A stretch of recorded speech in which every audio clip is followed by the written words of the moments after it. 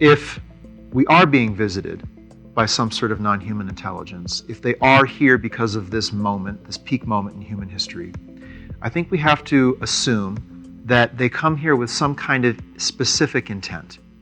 It's not just general interest or they just want to see or take a peek. I mean, if that were true, then the phenomena in the world would be minimal, would be temporary in nature, and it would end. Their presence here is pervasive, it's long-standing, and it's very secretive. We definitely need to uncover what we can know about that purpose and its agenda. And obviously we could do so by asking the visitors themselves. That doesn't seem to be possible, however. Either there's an obstruction at the level of our governments, or the ET visitors themselves are unwilling to disclose that. And so from there we go to other sources of information.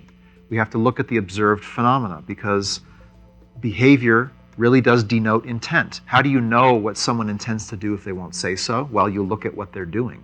And if what they're doing is demonstrably aggressive, or negative, or secretive, or underhanded, then you start to form some sort of basis for understanding their intent. And that's what we need to do, because disclosure from the government is not coming of that. Disclosure from the ET presence is not coming of that. And so we need to garner some sort of starting assessment of their intent from another source. And this is where we look to the phenomena. We look to the sightings that are occurring, the evidence that's been presented.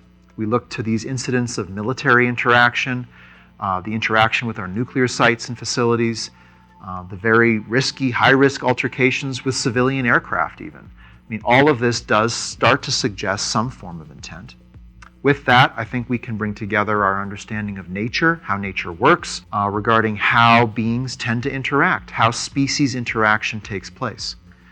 And then with that, I think we also need to look at our own human history. And the reason is, it's not to project our own human understanding on the visitors and to say that they have to match what we know about how life works only. But it's that the human race is the only intelligent species we have ever been able to analyze over time.